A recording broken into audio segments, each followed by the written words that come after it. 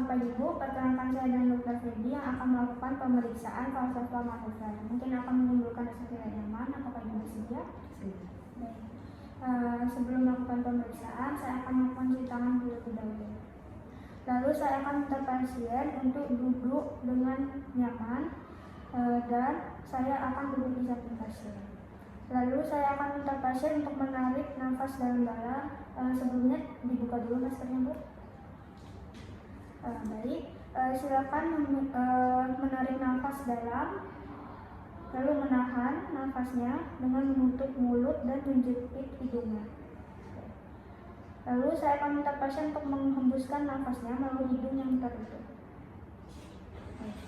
Lalu di sini saya akan menanyakan kepada pasien, apakah ada perubahan yang dirasakan setelah melakukan manuver falsafah? Apakah ada perubahan Bu? Tidak. Baik.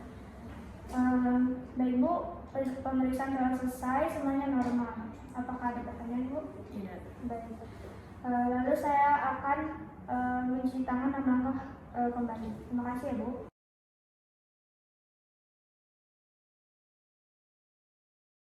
Selamat pagi Pak, perkenalkan saya Dr. Feby yang akan melakukan pemeriksaan telinga. Sebelum melakukan tindakan, saya akan mencuci tangan dan melangkah terlebih dahulu. Apakah Bapak bersedia? Baik. Selanjutnya, saya akan mempersiapkan alat-alat yang akan digunakan seperti otoskop, lampu kepala, dan tang speedo. Lalu, jika pasien menggunakan alat tambahan seperti alat bantu dengar ataupun gigi palsu, maka saya akan minta pasien untuk melepasnya terlebih dahulu. Memakai lampu kepala dan memasangkan lampu kepala sehingga tabung berada di antara kedua mata. Kemudian fokuskan cahaya. Lalu saya akan memfokuskan cahaya dengan cara meletakkan telapak tangan saya pada jarak 30 cm dari mata. Diameter proyeksi cahaya kurang lebih 1 cm. Kemudian pasien duduk di depan saya, lalu lutut kanan saya akan berdempetan dengan lutut pasien. Lalu saat memeriksa telinga kontralateral, hanya posisi kepala pasien yang dirubah.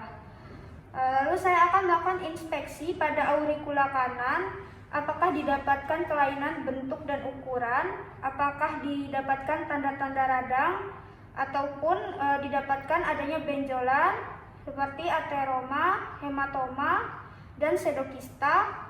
Lalu apakah ditemukan sekret, edema, ataupun hematom. Permisi ya Pak.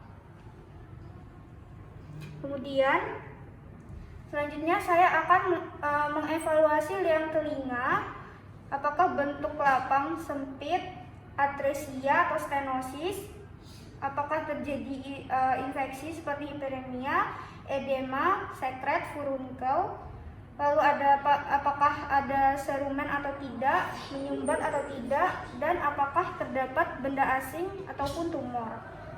Lalu saya memegang otoskop untuk melakukan pemeriksaan membran timpani. Otoskop dipegang dengan sisi tangan dominan, yaitu tangan kanan. Lalu saya akan menyalakan otoskop dan dipegang seperti memegang pensil. Dan sini saya akan mengevaluasi membran timpani untuk melihat strukturnya intak atau perforasi.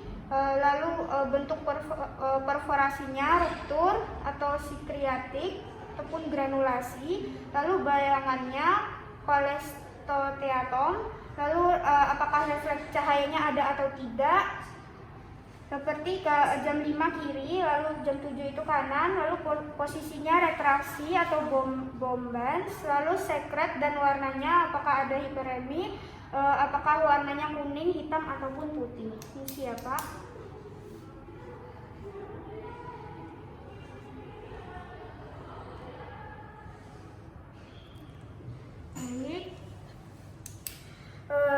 Baik Pak, hasilnya normal ya semuanya.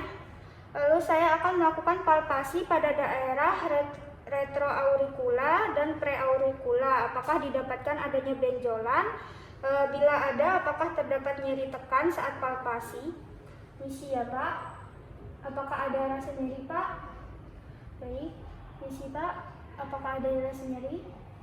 Baik, lalu selanjutnya, apakah ada tanda peradangan atau tidak? Lalu, saya akan melaporkan hasil pemeriksaan yang meliputi hasil inspeksi auricula, membran timpani, dan palpasi retroauricula.